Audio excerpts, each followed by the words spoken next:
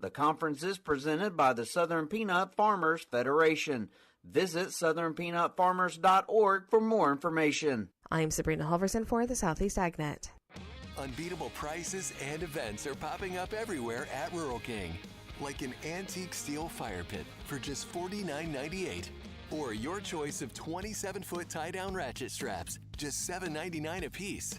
And don't miss taking a spin on the baddest mowers at our Lawn Mower Rodeo, Saturday, June 18th from 10 till 2. Must be 16 or older to ride.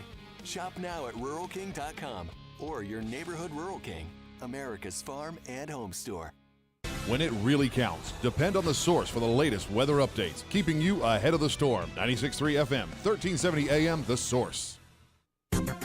Today will be partly sunny, less humid this afternoon, high 86 to 90, and becoming mainly clear tonight with a low of 68 to 73. Sunny to partly cloudy Wednesday with low humidity and a high of 88 to 91. Then look for a thunderstorm in spots Thursday afternoon, high 90 to 94, and afternoon thunderstorms Friday, high 92 to 96. From the Florida Weather Center, I'm Holly Holdren. Here's the latest from the College of Central Florida. On Tuesday, June 21st at 8:35 a.m., Marie Davidson and Tavis Douglas will talk about all the exciting things happening with agribusiness and equine studies at the CF Vintage Farm. That's Tuesday the 21st at 8:35 a.m. on Higher Education Happenings. Vintage Farm is located just a few miles from the center of Ocala and Interstate 75, but a universe away from distractions. So be sure to listen and learn. It's information you can use from CF and your friends at WOCA, The Source. This is Ocala Talks with Tom Schmidt, bringing stories that are important to our community in and around Ocala. Plus, of course, a splash of sports as well. Now, here's your host, Tom.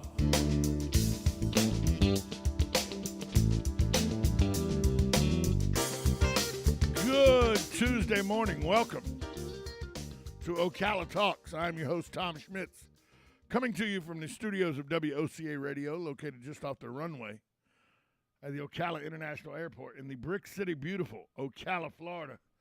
Galen, you know, from Life South, fresh off jury duty, doing his civic duty. He's registered to vote, so when he gets called, he does his civic duty or jury duty. Galen joins us again this morning. Galen, good morning to you, and glad to see that you have a positive attitude about jury duty and how to get out of it. Good job. Well, I don't try to get out of it. I think it's one of those things you have to do if you're going to be a part of this community. Then you have to do your bit sometimes, right? Yeah, one of the things they said over half of the people don't show up. See, I don't get that. I would if they didn't show up, they'd be purged from the voting roll. Sure, I think that's if you're not going to show up for jury duty, you're probably not voting. Well, if you're registered to vote, though, that's how you end up on jury duty. Yeah, but a lot of people just register to vote because somebody registered them to vote. Yeah, I don't know. You know what I mean? They're like at the DMV, and the DMV's like, yeah, you should register to vote. The beauty of jury duty, and I go every time I'm called because I had my rights restored, so I get called to jury duty periodically. And every time I call it's for me, it's easy. Because did they ask this yesterday? Has anybody in the jury pool ever been convicted of or the victim of a crime or anything like that? They asked that. Yeah. I raised my hand. They go, and I go 3 felonies. They go, thank you for coming in today. Yeah, I didn't even get that far on this one. I didn't even get a single question asked, which was fine. But I was out of there by noon. You know what's crazy is my sister was at jury duty the exact same time. Oh. And she sat in the jury room until 4 o'clock. Oh. I got called the very first group. And that's what you want. You want to get out of there quick. You either want to be selected or you want to get out of there as fast as possible. And you want to be selected on something that's, interesting. You don't want to get selected on he was switching price tags on loaves of bread at Walmart. You don't want that case. Yeah. This one was I don't want to talk about it too much, but it was gun related, and there was this one lady she was just like, I'm absolutely deathly afraid of guns. she has no shot. No. Hey, and another guy was like, they're like, are you in the NRA? And he goes, absolutely. and the guy's like, well, are you an annual member or a lifetime member? He goes, sir, I'm a lifetime member. And this was the defense attorney. You could see he made a giant check. Yeah, he's gone. And I'm sure the prosecutor made a big X. Yeah. Well, The prosecutor's like, Judge, I'd like to dismiss him on calls. That's correct. Right now, he's gone. When the word life, but again, he didn't even hear lifetime. He heard life. Could we dismiss this jury, please? That's right. And I always find that a little interesting because you get to see our system at work. Well, and again, if I'm a defendant, that's what you want. Of right? course, you want a jury of your peers. Yeah. So I got to see the system at work yesterday as well, but in a different vein. I went to the Republican Executive Committee candidate forum last night. The only candidates that were there were the three candidates vying for the incumbent Carl Zalek's county commission seat. Correct. So it was Carl Zalek, Keith Poole, and Rachel Sams. I found that Carl Zalek is, as you would expect, a polished politician who came off to me as a media member a little smug and looking down on his competition. Oh, yeah. He actually referred to them. He actually said, "Do you want experience or do you want rookies?" That was he literally. He's a little. He's boring. He's boring. He literally referred to them as rookies. I learned that Keith Poole knows a lot about the building industry. Thank God he's a contractor. And sure.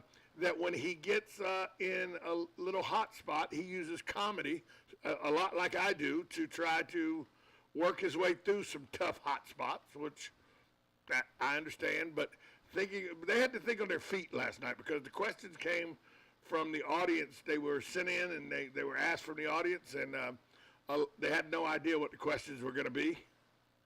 And so it really made them have to think on their feet. And when it came to land use and urban sprawl and everything, Keith Poole came across as knowing quite a bit about what he was conversing about. He's a contractor. I hope he would know about that. Carl Zalek came across as a guy who knows where we are as a county because he's actually on the front lines right now making these decisions as a county commissioner. And Rachel Sams, she came across as angry, and she's going to try to tell you that her Christianity is the reason she should be elected. She reminded everybody she was a Christian conservative 7 times last night. 7 times. Wow. So at least you know where she stands. Well, but on the other side of that, when asked about the issues, she spoke in statistics and gave very little answers towards one question. She even confused. They asked her about the 1 mil and the way that they asked this question of everybody, the 1 mil tax that the school board sets, and how the county commission and the school board could get together to figure out about that 1 mil tax. Well, she explained how the school board can ask for a part of the 1 cent sales tax, but that don't mean they're going to get it, because she talked to Sheriff Billy Woods and it's divided up, and so it opened communication lines for the 1 cent sales tax, but she thinks that it's something that needs to, every 4 years go to the voters. Well, they didn't ask her a damn thing about the 1 cent sales tax. They asked her about the 1 mil tax that the school board gives. Yeah, that's a different tax. It's a completely different tax. And they ask about cooperation between the school board and the county commission. And sure. I'm sorry to say, but the two non-incumbents that are running both got it confused a little bit and intimated that they were under the impression the school board answered to the county commission, and they do not. Oh, no. They're a completely separate entity.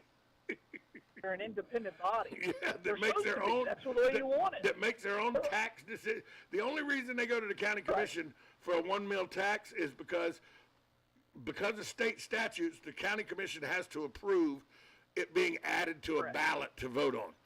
And when they ask about that, they were all talking about how, well, we need to make the school bus. Carl finally stands up and goes, folks, everything you just heard is erroneous because we don't get, it's a formality. They bring it to us. As long as our lawyers say the wording is correct, it's a formality. We add it to the ballot. That's all our job is. That's it.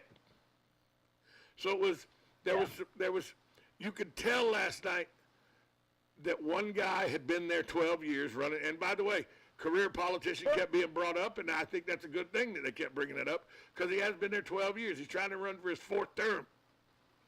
But you could tell that the other two might be a little in over their heads right now. Yeah, I'm surprised anybody ran against them, to be honest with you. Nobody ran against Kathy. She wasn't there because of that.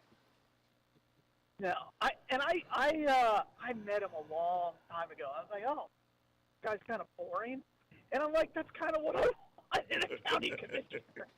I don't want anybody what's going on with the school board. You just want steady. You want to know how they're going to respond. You want to know, you want them to be independent of thought. Not saying a robot, but at the same time, you don't want any drama. I will tell you this. Take that for the city council. I will tell you this. Bridget Smith, who is the president of the REC, the last interaction I had with the REC was about 3 years ago, and Rocky Stacy was in charge, and he's married to that whack job, and so and if you don't know who I'm talking about Nancy Stacy. I know you do, Galen, but people out there listening. And so he was the last president that I knew, and he about destroyed the Republican Executive Committee. Well, last night, tried his best. He did try his best. He tried his best.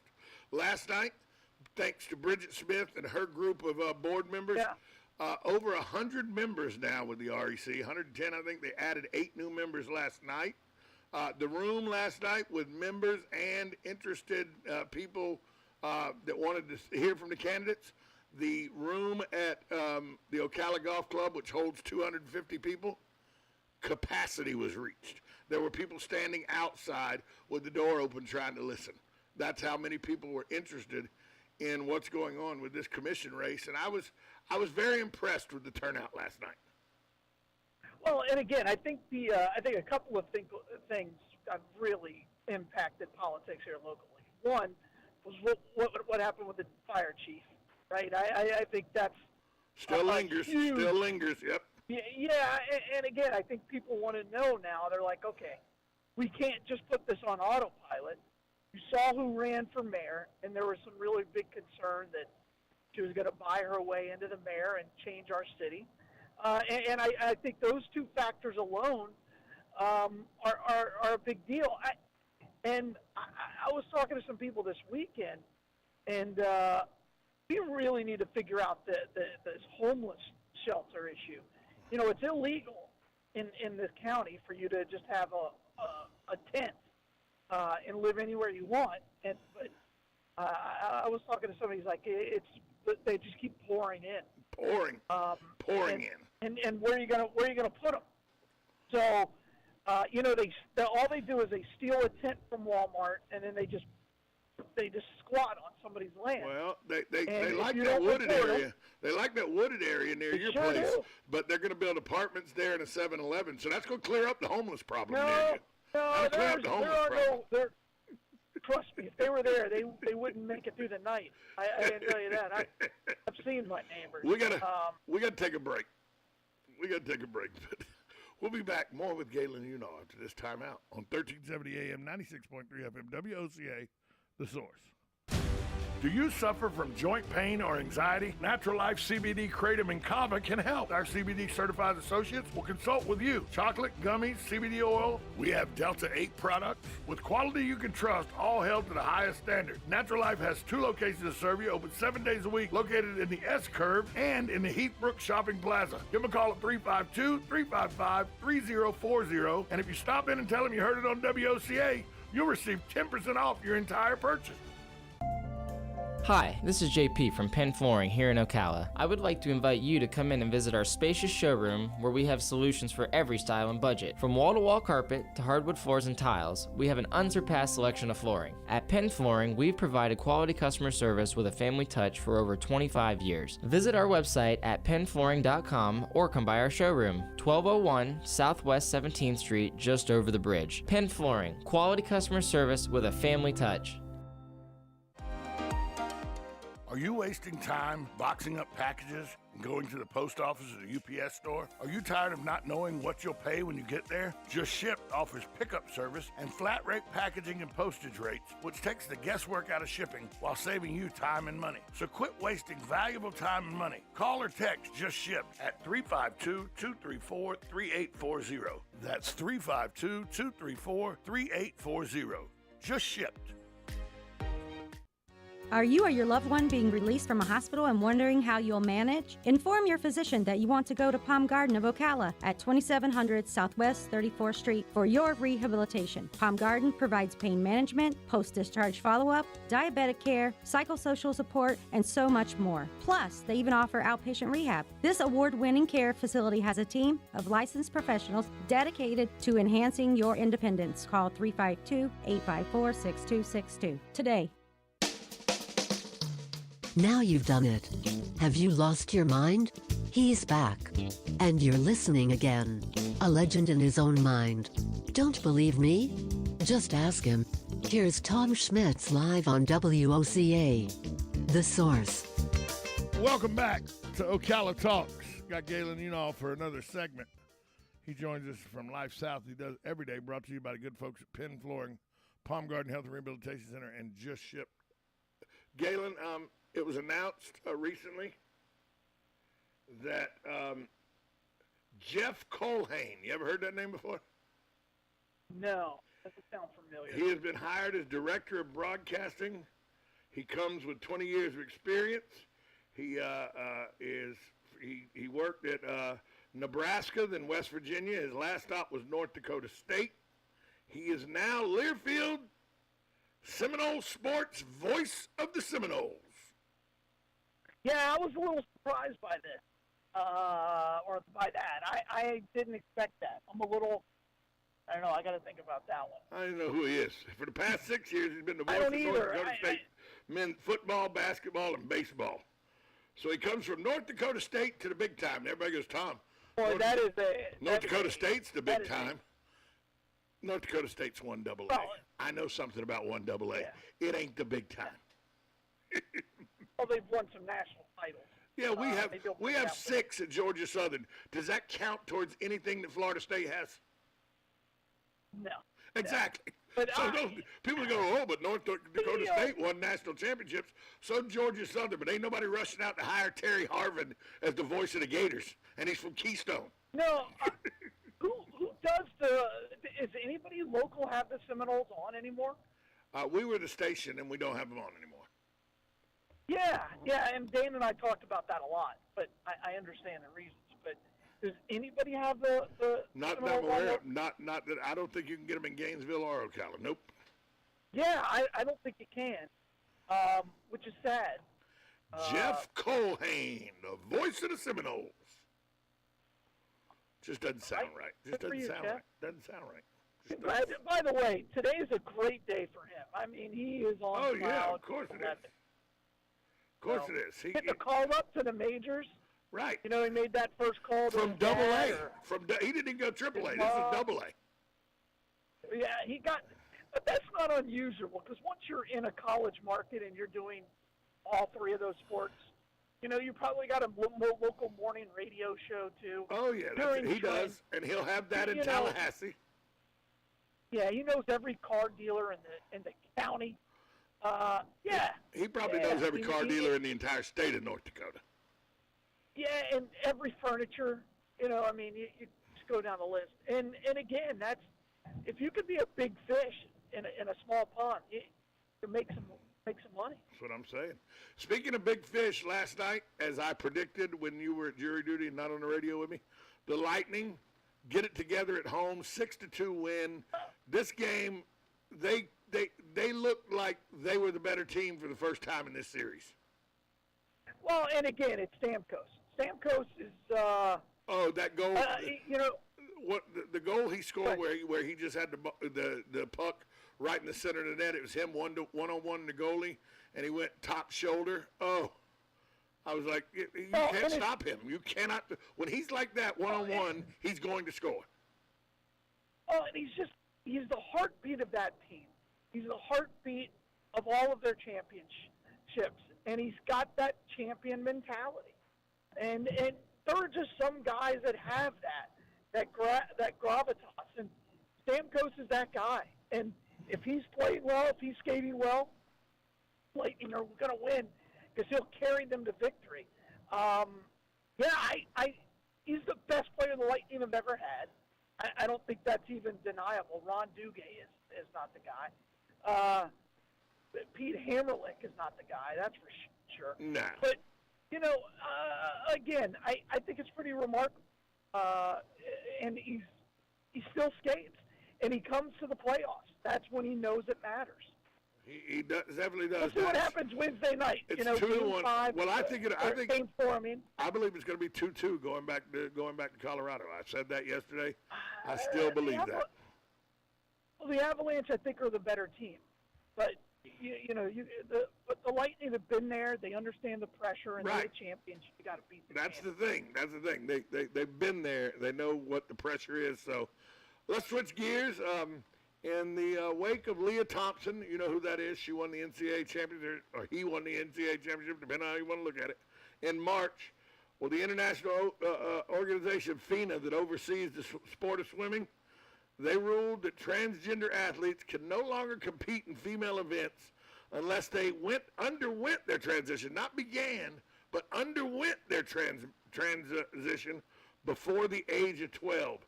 Even then, they still have to do testosterone testing over and over, but FINA now will look to create an open division so transgenders can compete against each other.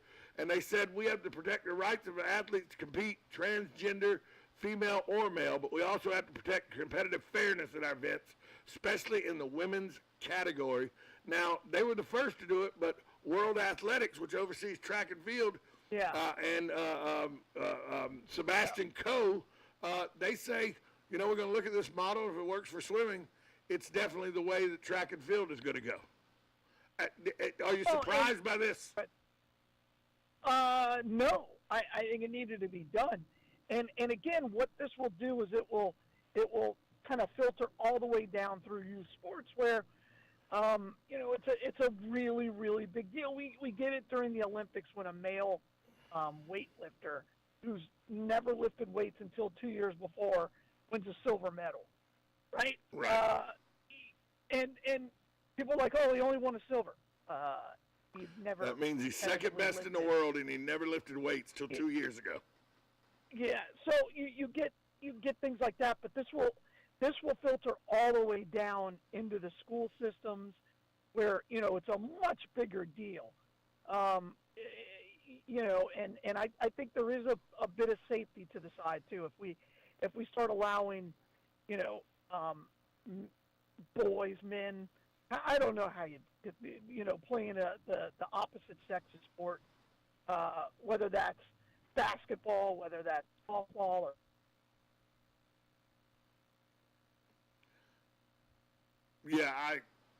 you're in that spot, Galen. You're in that. I think we. Oh, there you sorry. are. There you are. You're in that spot. But I get your point. It's going to filter down, and I think that it had to start from the top. It couldn't start from the bottom and go up. It had to start That's exactly right. from the top and come down. It had to. Because the smaller regional or even local sports, if there's one person who falls in that category, you cannot handle the pressure and the national attention that will bring to that local, little If you outfit. deny them, right. That's absolutely, because they're going. These transgenders are going to bring the weight of the media and social media, and of every other transgender rights activist. You can't deal with it on a local level. Finally, because tomorrow we'll get into, because you weren't here yesterday, tomorrow we'll have our discussion about the U.S. Open and where golf's going, because there was a big announcement in golf yesterday about somebody else going somewhere else. But we'll talk about that tomorrow. But Sir Nick Faldo stepping down out of the booth after 16 years with CBS and the Golf Channel. He started with ABC in 2004. He switched networks over to CBS and the Golf Channel. I got to, through interactions with him at the Players' Championship and the barbecue that they would have, the media barbecue they would have on Friday nights of that, I got to where I had a pretty good, rapport with Nick Faldo over the last 10 years that I've been doing golf. But this is I thought he was a smug Brit and everything when I first met him and all. Let me tell you, this is a guy's guy, and Nick Faldo's. I know sometimes you don't like him in the booth, but I think he's going to be missed overall on the broadcast. I think whenever you get a new guy in the booth who's willing to talk, it's always refreshing. But but at the same time, I think he's gotten a little more stale. And I think that booth needs some freshening up, and I'm hoping he'll do it. Galen, I just hope they get somebody in there who's willing to talk. Where's the Bloodmobile today? Got about 10 seconds. Hey, the Villages. We're out in the Villages. Check us out today. Emergency. Thanks, Tom. Thanks, Galen. Talk to you tomorrow. Bye. We'll be back after this timeout with the folks from CF. Higher Education is coming up next, right here on WOCA, The Source.